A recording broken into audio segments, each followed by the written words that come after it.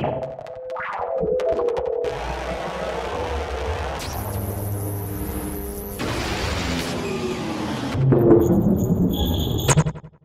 to the first panel discussion of the Outstanding Security Performance Awards India, powered by BW Security World. The topic for the discussion is Key Challenges for Security Organizations and Vision 2030 on Policies, Employment Generation, and Business Opportunity.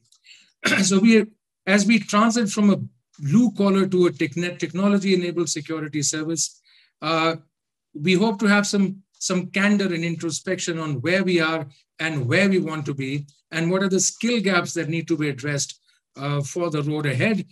We have a very eminent panel. Major General Sanjay Soy, Distinguished Army Officer, now CEO, Security Sector Skill Development Council. Captain S.B. Tyagi, Chief Councillor, International Council of Security and Safety Management, formerly General Manager of the Gas Authority India Limited. And Captain Sanjay Sharma, Global Security Head, Wipro, was earlier with Nestle, and he has served with Army Air Defense in the earlier part of his career.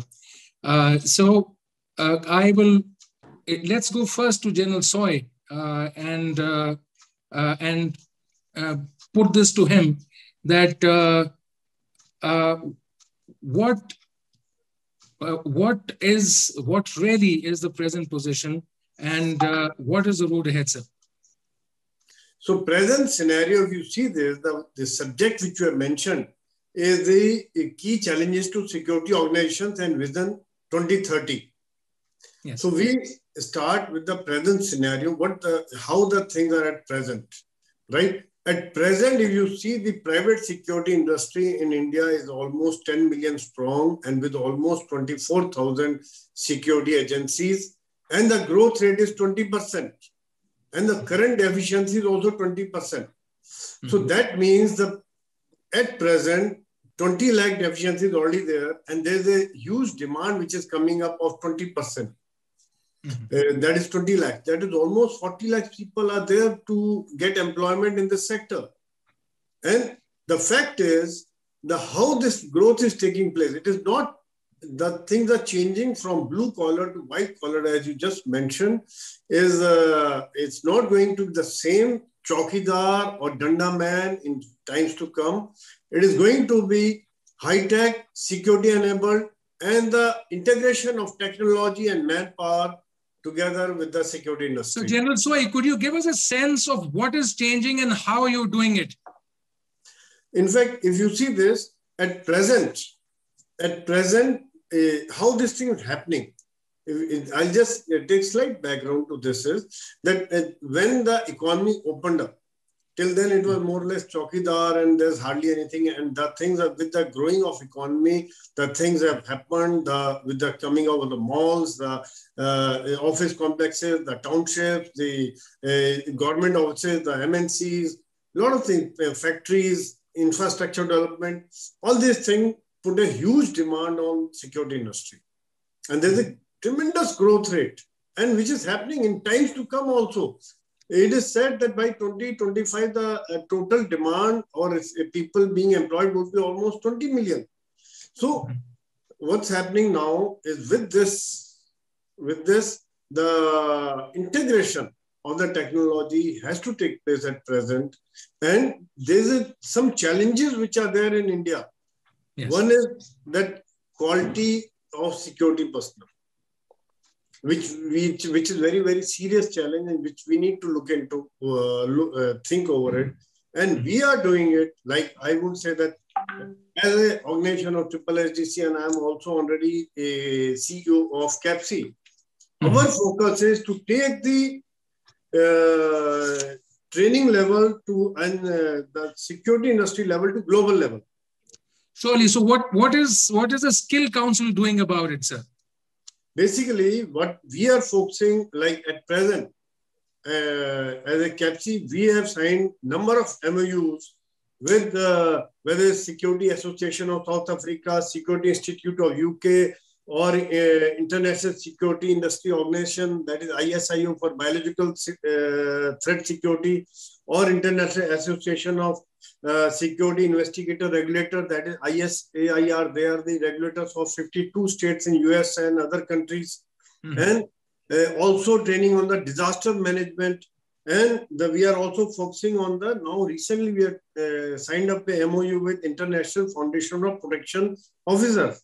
They are the international. At the same time, we are also focusing at the known domestic universities like Rashtriya Raksha University. We have signed a MOU, and there was a round table discussion with Rashtriya Raksha University recently where they had called the reps of the private security industry and the users. Our chairman, Kumar Vikram Singh, and Secretary General, Mr. Mahesh Sharma, attended the thing. That is where the focus is on where to take this training so that our security personnel are enabled to take up the jobs not only at domestic level but international level, and they are able to meet the challenges of the future. That is that when they are able to take on the challenges of integration of technology with security, which is actually on ground. If you see, the perception is that quality of security personnel needs to be improved drastically. General, when you're talking about the challenges of the future, let's take the discussion to the corporate security expert here, Captain Sharma, who also represents the end users of the private security services. Is Captain Sharma here? Yes, sir, I'm here. Can you hear me? Welcome to the discussion, sir. So give us a sense of the increasing complexity of security challenges faced by private organizations like yours. What are your expectations from private security providers? And do the private security agencies measure up to your requirements, sir? Thank you. It's a very interesting question, and I must thank OSPA for providing this platform to me to come and share my views on this one. You see, the challenges before a corporate CSO are multifold, and more so when you're operating at a global scale in an IT industry of our stature. We operate in close to 55 countries. And so the biggest challenge is to deliver a consistent security experience. Maybe one Wipro, one security experience, if I have to put it in my corporate terms. And, with a multitude of change in regulations, culture, and the way security is managed globally, that makes the job, really very complex for us to deliver a consistent employee experience, consistent client experience, and, do a similar business assurance across geographies. Now, unfortunately, in the Indian context, there are no standards which can be called as minimum standards on security. So mostly it is the corporate that is devising some standards to suit its needs when they operate a business establishment. So while companies like me or others may have developed some benchmark standards or minimum security standards that may align to some global best practices. But if you talk of legislative control, other than the Private Security Agency Regulation Act, which is more a regulatory act for controlling the licensing and the service offering by the private security agencies, there is truly no legislation in India which controls a minimum security delivery in a business enterprise, or even in a public sector or a public-private type facility, which is more private like a mall, but more public in terms of its usage. So that's one big challenge before the government to address this issue. Even if you see the standards around the electronic security devices and the arrangements around electronic security deployments, there is no minimum standard in India on CCTV or access systems or such deployments. Unlike in UK, where there could be even a CCTV commissioner in London, and he will have a full structure to look at the data control exercised by the CCTV video surveillance systems. So truly, there is a huge gap within India. Furthermore, if you see the availability of manpower in India, again, there is no minimum education qualification that is prescribed. And mostly the intake that is coming to perform security officer or private security guard duties as legislated, the intake level is class 8. And the world is changing very, very fast in terms of the technological adaptation and the evolution of technology. COVID is one great example where a lot of companies adopted contactless entry and adopted various methods of access, which was operated by security guards. Now, there could be other heavy investments in security by other corporates in terms of control room infrastructure, command center infrastructure, applications that control access systems, video surveillance system, perimeter intrusion system, and likewise. Now, to operate that heavy asset in terms of the investment appetite that the company has provided, you really need trained manpower on certain degree of skills. So mostly what I have seen in India is that the guards end up becoming the operative side of these systems rather than people coming from ITI qualifications or engineering backgrounds or short courses that qualify them to operate this system. So replacement of this manpower is a huge challenge.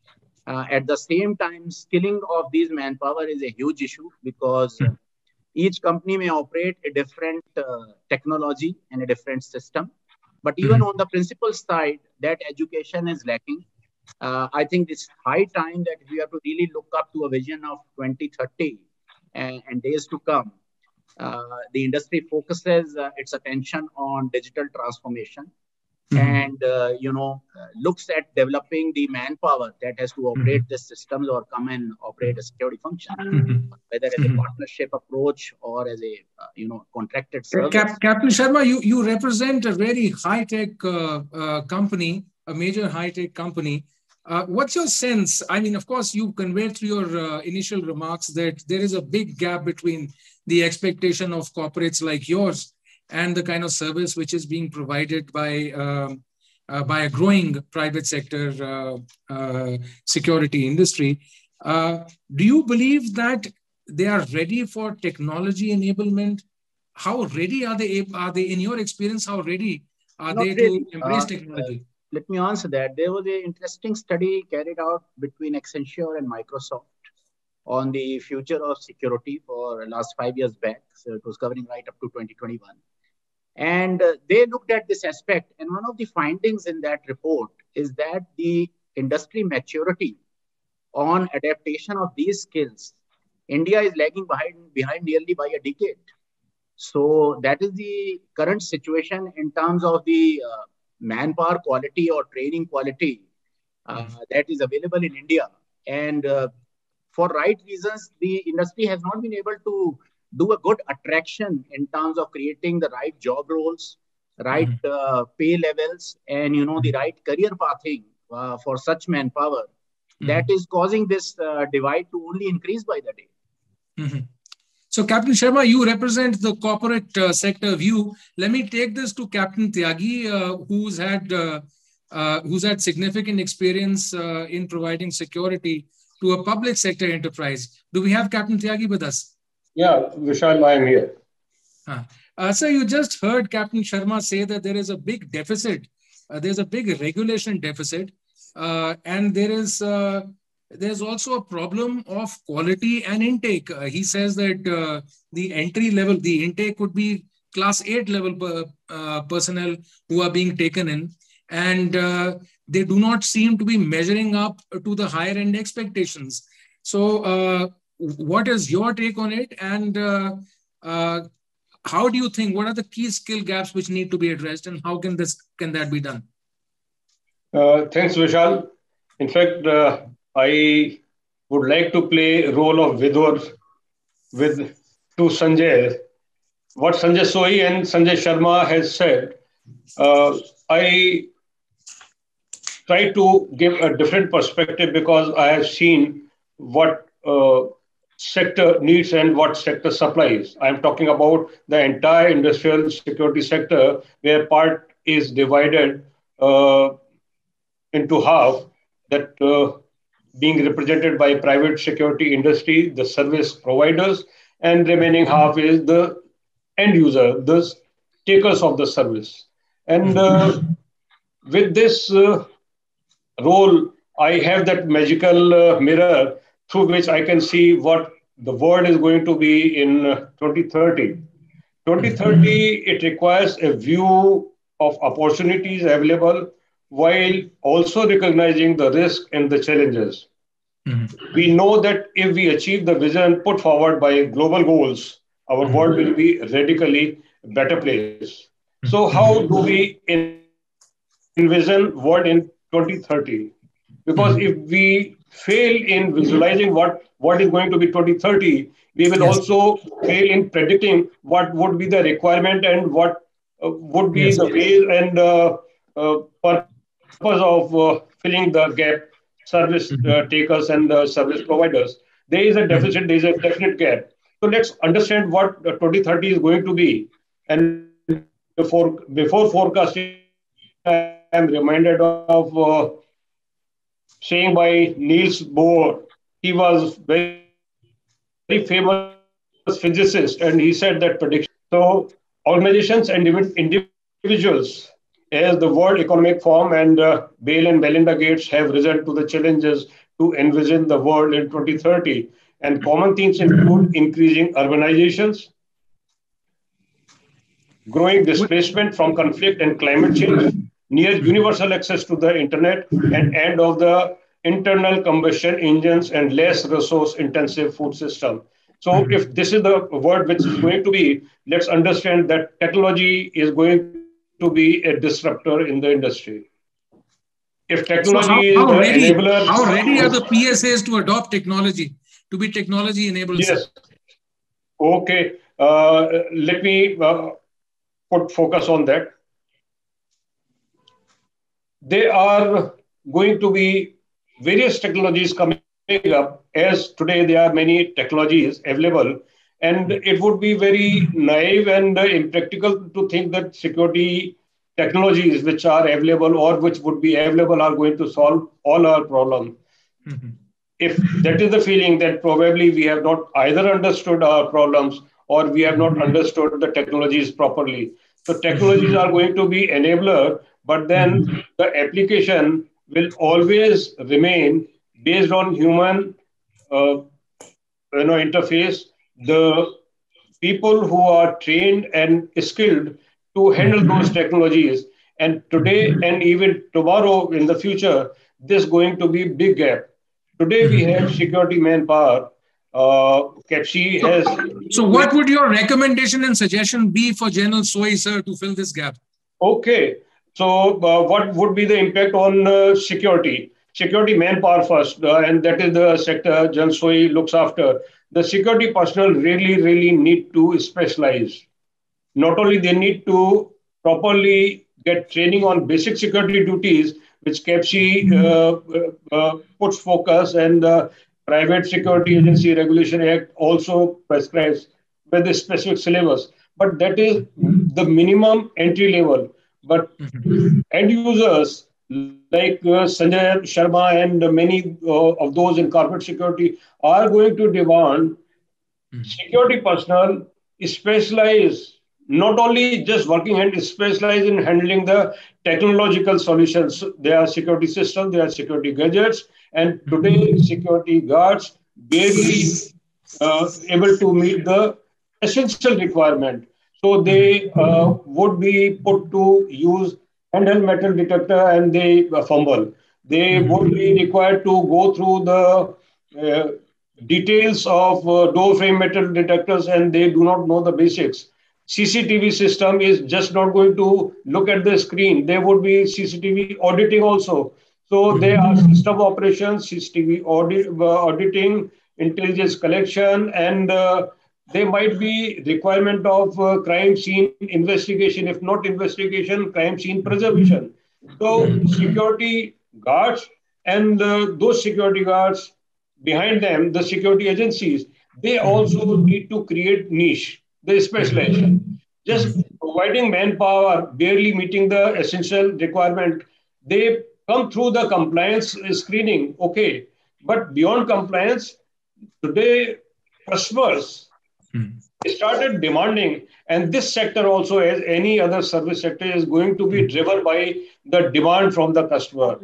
So Captain Tyagi is saying that the change, there's a big skill gap and the change is going to be driven by the consumer. I'm going to take this back to Captain Sharma. Captain Sharma, give us a sense, give us some real examples of what sort of technology would you expect a private security personnel to handle? What sort of technology do you expect them to handle? And what are the vulnerabilities that needs to be addressed by private security agencies? That's my question to Captain Sharma, please. Thank you. Again, very interesting question. And see, it has to be seen in the right context. So, like we have our own campus in terms of facilities. It's a mix of developer facilities and own campuses. So we have large facilities with an average size of around 20,000 employees in each campus. And most of our, CCTV systems and access systems converge onto something called a Security Operations Center, which is the monitoring center for all the security devices. And then, there is a Global Security Command Center. Some companies may have more than one. We have only one. This amalgamates the risk intelligence and the security monitoring devices to provide decision support during crisis or even in terms of day-to-day operative scenarios. So clearly, in terms of security manpower, I'll segregate this into two parts. One that will come from security agencies and one that will come from agencies which are not into the core business of security and more onto the technical manpower supply side. So like in our case, what we have done is we have shifted out the complete command center operator to a technical manpower company. And these people do not come from guarding agencies anymore.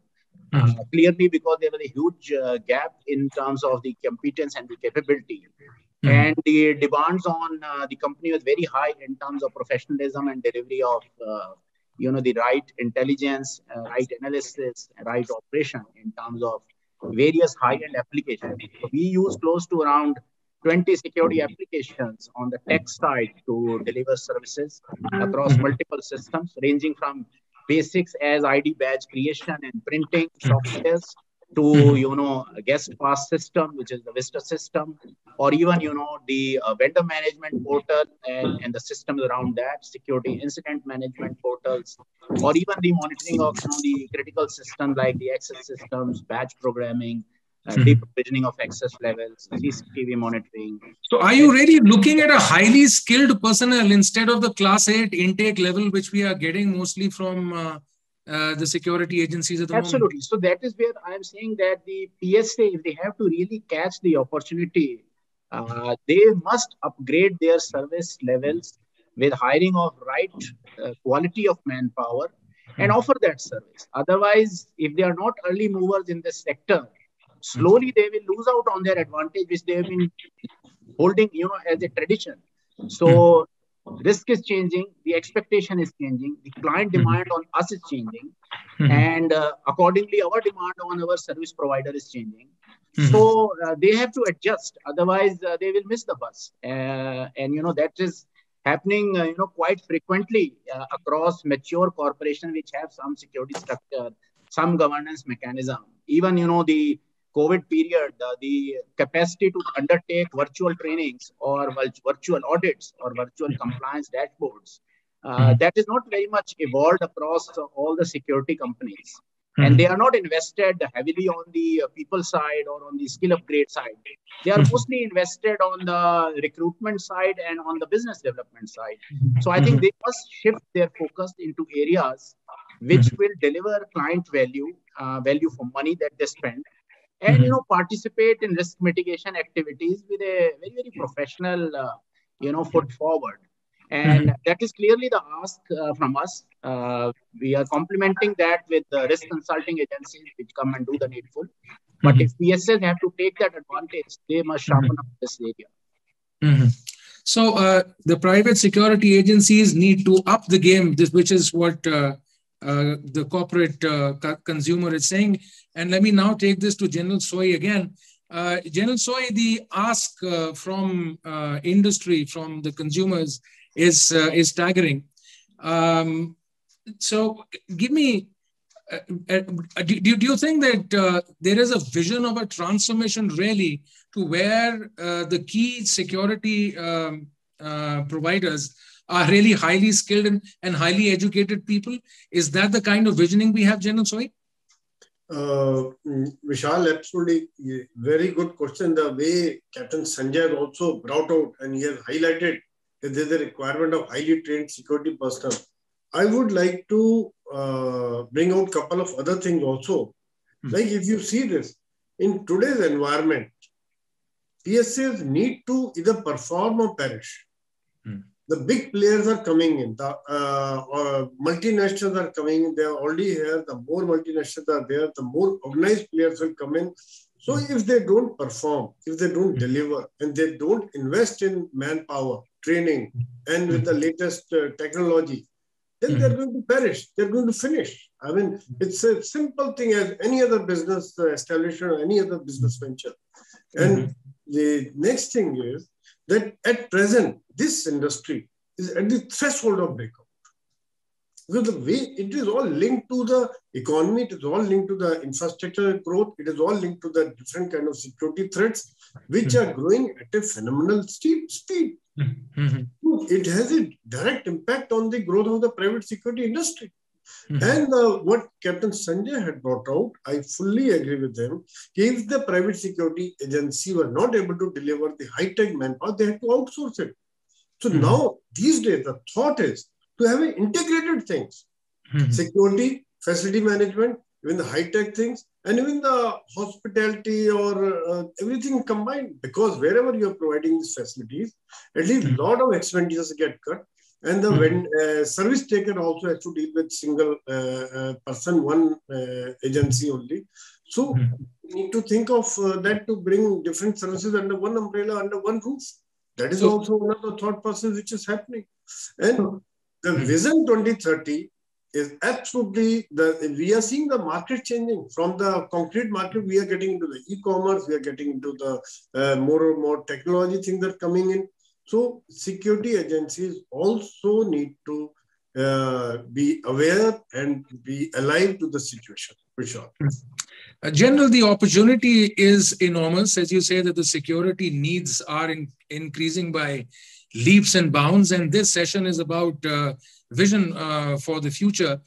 And obviously, there is a lot of ground to be covered in terms of acquiring capability first before those business opportunities can be addressed. But when we are talking about big visioning, do you foresee a situation where private security agencies, highly skilled private security and competent private security agencies, could be called upon to perform the role which is now being performed by, second and third tier government agencies like the Home Guard and Civil Defense?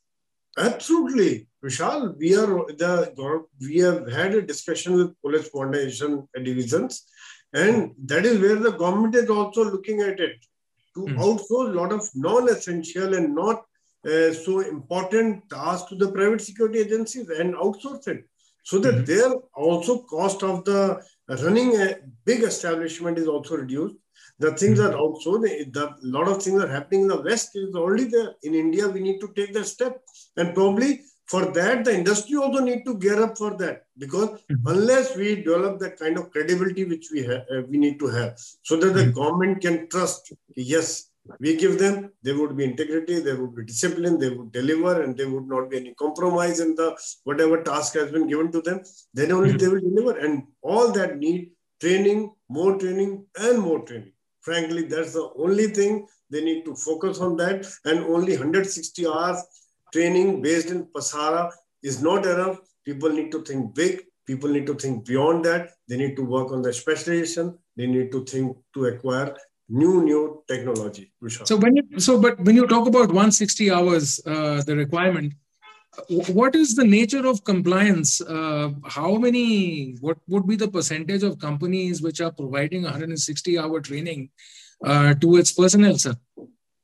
In fact, I'll not be able to give any percentage as such, but yes, there are cases where fake certificates are also being given.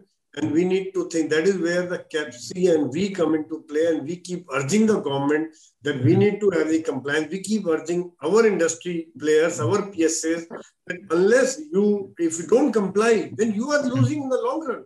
Today, you don't deliver a quality product, your quality manpower, what Captain Sanjay Sharma said, that if he does not get quality, next time he'll look at some other agency. They will switch over to somebody else. They will do that. They will be ultimately acquired by some big agency. The business will go to some bigger organized sector who is giving quality manpower. So they have to ultimately, that is where our chairman, Kuan Vikram Singh, and our team keep focusing that please ensure compliance. It is for your good. It is good for your industry only. Vishal. Captain Tyagi, it has emerged in the discussion that there is no benchmarking for the standards and there is a regulation deficit. So what in your view can be done, Captain Tyagi, to ensure that these problems are overcome, that there are some benchmark standards which are, which the industry has to follow, and what sort of regulation must be a must? Jan Sohi has already mentioned, and I'm reminded of exercise which was undertaken by Triple SDC. Probably it was much before Jan Sohi joined. And national occupational standards were frozen. Today, these national occupation standards, which were formulated by Triple SDC, are now industry norm. But compliance is very poor. And when we talk about compliance and related matter, so far as training is concerned, 160 training hours are not sufficient. A man is barely able to put on his uniform properly and salute. That is the outcome of the training given to him. Ultimately, like I said, niche needs to be created. I happen to represent a forum, International Council of Industrial Security and Safety Management in India, interacts with not only our professionals, those who are actually working for security in corporate and business entities. And I also work as interface with the service providers, that is Capt. And I know what one sector needs and how other part provides. There is deficit there also. And the security agencies today, which we refer to as PSA or PSA also need to orient to paradigm shift, which is happening. More and more dependency, or rather, the application of technology is going to create opportunities which private security industry needs to capitalize. So is there a need for a minimum standards legislation? See, that legislation which came after much deliberation and much political dilly-dallying, finally it came. And fortunately, before this PASARA was actually adopted, drafting committee, I was also part of the drafting committee, and I know how government representative and MHA were very skeptical. And finally, when first version came out, it became a kind of police approach. So there is need to change here also, because it talks about only security guard, and security guard is not the only thing which security sector needs. We need, besides security guard, we need security supervisors, we need security officers and executive at various levels. And let me also share here with everyone that in ICISSM we conduct online certification programs. We prepare security guards for security supervisors position, and for security supervisors, we give them online training and certification so that they are qualified for security executives job. And let me share with everyone that our candidates do not come from corporate security. Probably they think that they are already qualified enough. But our candidates come from private security agencies, those who are outsourced manpower, and they have that urge and desire to excel and go further up. So not only the security personnel in the sector feel that they should have upskilling and career progression opportunities, but in PASARA, I see a deficit that it caters only for entry-level security guard. they need to vision much beyond security guard. And here, Capt must also, while interacting with the government bodies, make very strong case that think about something through which a mechanism is developed. Reputed security training institutes are also established, recognized, and regularly audited because they are the only fountainhead through which we will have quality manpower. That's a point very well made, Captain Tyagi. I'm going to take this back to Captain Sharma for a corporate view when we are talking about big visioning. And it's really the corporate sector at the moment and high-tech corporate sector, which is really defining the requirements and the standards or is beginning to do so. So, wherever the stakes are very high, Captain Sharma, we see that, you look at, say, something like airport security, which demands the very gold standard of security. Or you look at the security of vital installations. Now, all these facilities are manned by government agencies, whether it be the DSC or the Territorial Army. And in the case of airport security, it is the CISF. Can we envisage a situation where, private security, these functions could be outsourced to private security in the years to come? It's a difficult task because the industry has to be prepared. In some of the international locations, maybe this is already happening in terms of the administrative duties, which are outsourced to private security players. But then, the quality and the upskilling is also different. So if Indian private security agencies have to contribute in this sector, first they have to demonstrate competence in this area for the government to really, evaluate this aspect. So I don't think that the PSA is currently ready for handling critical assets. Some of the administrative duties, yes, they did have some share as part of volunteers as COVID warriors to support police stations, especially during the migrant labor crisis. We also provided close to more than 100 COVID warriors to one of the state governments to support some administrative duties on migrant labor camps and all. But those are, one-off cases where the police bandwidth is choked. I'm seeing some traffic duties being outsourced to private security in some of the cities where they act as traffic marshals.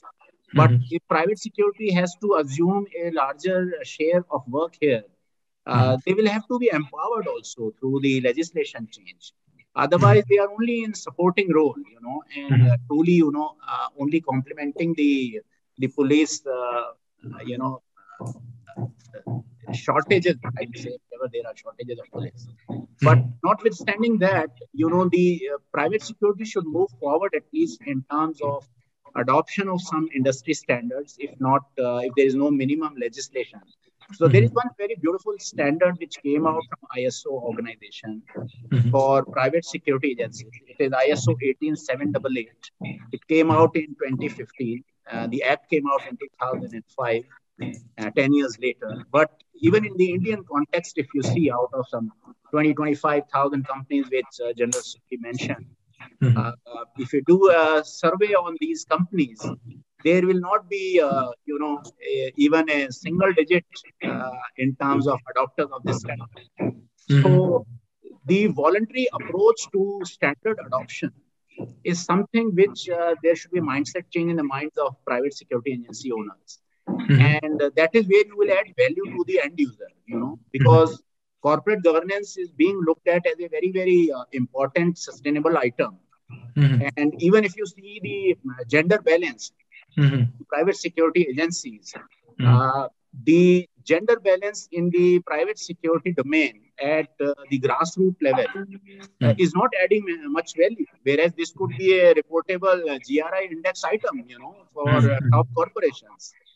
And the security organization or the security agencies truly are missing out on that opportunity. While most business leaders are talking of inclusiveness of women in these roles, Yes. There are women in foreign military and also, in commando forces outside in the private sector, outside in other geographies. But India, truly, I don't know for what good or bad reasons, they have not been able to, capture on this huge talent pool, which they should ideally capture, and drive the Yes, let's take this. Let's take this to General Soy. The gender gap, General Soy, is this something which has occupied your mind? There are so many more women in the workplace now, and from a government policy perspective, there is a major emphasis on making even the armed forces more welcoming of women and being more gender neutral forces. So what is the plan in terms of when you talk about sort of skilling and policy thoughting? Are there any thoughts on this, on making this more gender equal maybe, and also more respectable? We've never heard of the personnel being called security officers. We still call them only security guards. Absolutely, Vishal. Very pertinent question and very, very pertinent point put across by Captain Sanjay Sharma. Because yes, almost you see the numbers wise, there are as many as men across India. And the focus of the government, focus of the corporate, and focus everywhere is there that women should also be part of the employment. And yes, and in security sector, especially if you look at it, the number of places, places where only women can handle. If you see in the mall, there have to be women guard to check the women at the airport or wherever there is a general public is there, in the hospitals, mall, where a public is there, the women guards have to be there. So that is already happening. Only thing is, the numbers are yet very small. And in fact, on 17th only, we had annual Security Leadership Summit, where General VK Singh also highlighted this issue, that more number of women need to be trained, they need to be inducted into the private security industry. And with the technology coming in, it is very well, like beside in some places it is must, they need to be there. And with the technology coming in, they can be in the control room, they can be in the, whether it is CCTV or handling the drones or in the CI or then doing the analysis of the outpost recordings. They can very much be part of there. So yes, scope is very big. And one more thing, Vishal, I wanted to highlight is the point of the training part. Because it is coming a regulation, and I would also bring out that ultimately the market will determine. The market will also determine the user, the service taker. If you say, no, I need this, the private security agency will train it. If you say, no, I don't accept this, what have you provided me? What have you given me? So the change must be driven by the consumer. Yes, it will be. It has to be both sides. I mean, whether the government wants to take it, the private security industry need to be empowered. They need to train so that the government can trust, the client can trust. But for that, I also wanted to bring out one more thing. As a Capt, we came out with star rating. Star rating is there where the user can find out, okay, you are 1-star security agency, 2-star, 3-star, 4-star, 5-star. Like in a hotel industry, if you see you want to stay in a 5-star hotel, you want to stay in 1-star hotel, 3-star hotel, depending on your budget, depending on your need, depending on what kind of business you want to do there. So it is we are there with the star rating proposal is also there. That scheme is what is the sort of dialogue which happens between a government mandated skill council like yours and industry bodies on basic minimum standards? Has there been enough dialogue on basic minimum standards, General? Yes, in fact, we have been regularly in touch with the Home Ministry, which is our parent ministry. We have given proposal for the what Captain Tyagi brought out. The training institutes need to be proper. There need to be proper guidelines. That we have sent the proposal that national occupational standards which we had formulated, which is now accepted by this. That was also made by us. And now recently, which I mentioned earlier, Rashtriya Raksha University and we have joined hands together. Again, they are looking at the outsourcing the training. They are there in Ahmedabad, this is a national level university, and the training institutes would be accredited to them, which would be of the quality. So the quality education could be there, the qualities could be ensured, and the compliances are there that yes, if you have taken a certification from this institute, that means this boy is good, any security agency can take it. It was also pointed out that there's very poor compliance of the ISO standard. The ISO standard of 2015. Is it something which you've taken up with the industry? In fact, yes, this is there. But when we talk of this standards, compliances, yes, it is a question which we have been taking with the, we are in talking to industry as well as with the government. We also are, our focus is on that we need to focus on the compliances part. Vishal. Let me go back again to Captain Sharma.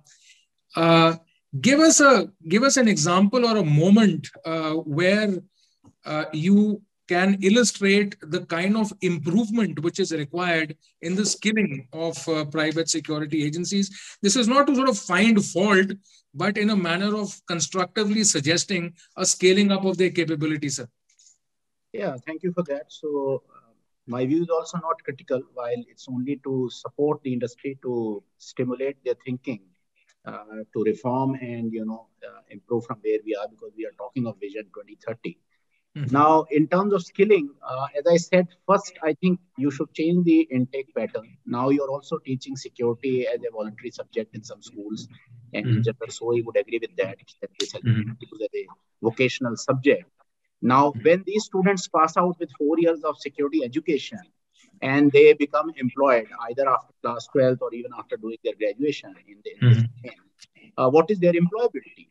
Ultimately in the private security agency is a huge question mark. What type of careers they should aspire for?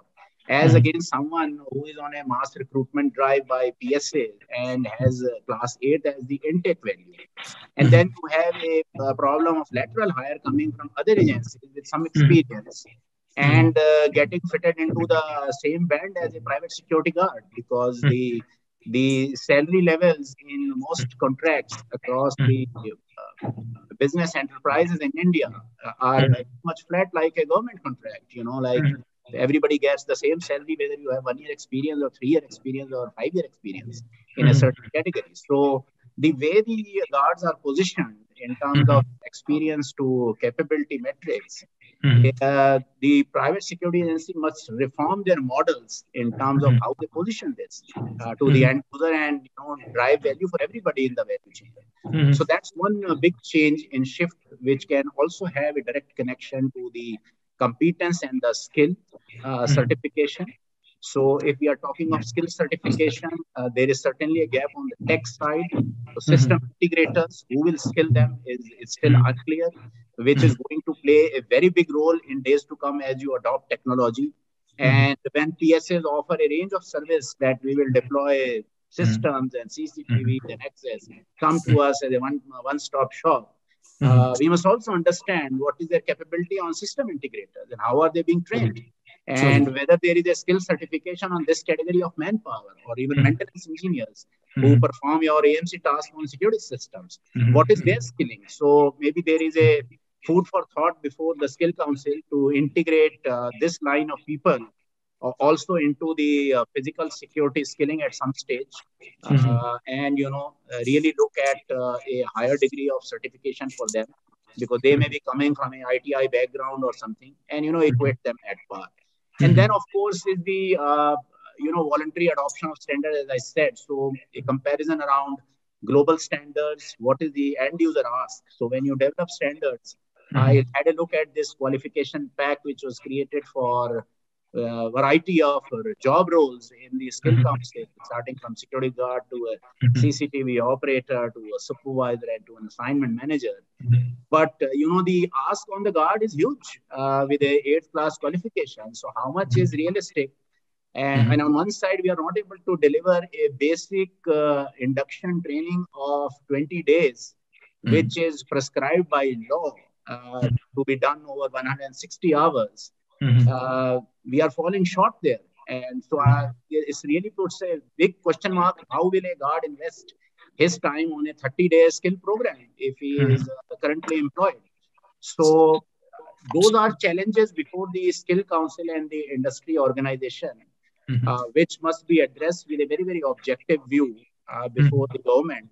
And they must form committees to really debate this and also take end user participation if required, because there is clearly a huge gap between expectation versus delivery. And this must be bridged if Skill Council has to play a role here, or industry association has to play a role here. It has to be a role of participation and improvement.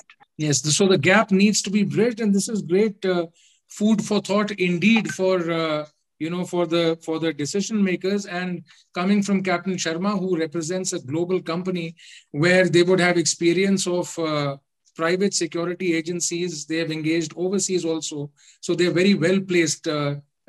To be seeking. Yeah. Also, I just want to add one more aspect. The role of a corporate CSO is very wide. It is those days are over when a security manager in an organization was mostly seen as a manager of guarding services, and delivering security operations of a guard company. Now, guard company operation constitute a very, very small proportion of security manager's role. Because he has to look at risk, he has to look at intelligence, forecasting tools, he has to look at crisis management, business continuity, training. I mean, his range is way ahead, and also audits and client satisfaction. So PSA must understand how they will ease up the burden on the CSO with some value-added service, because if his energies are sucked back into guard force management, and which is not offered as a very standard service, and is very selective to adjust to a demand made by the end user, the trust on PSA is going to shrink by the day. So they must adjust to the reality and offer more value. That's a point very well made, and as you said, great food for thought. So I'm going to wind up this discussion. We've hit our time. In fact, we are 3 minutes beyond our time. And this very eminent panel pointed out that there needs to be industry standards or benchmarks. Skill gaps need to be filled up, and they really need to be looking at the future and investing in people. So I'm going to thank this very eminent panel again. Major General Soi, Captain Tyagi, Captain Sharma, thank you very much for being with us and for making this a very engaging discussion. Thank you again. Thank you, Vishal. Thank you.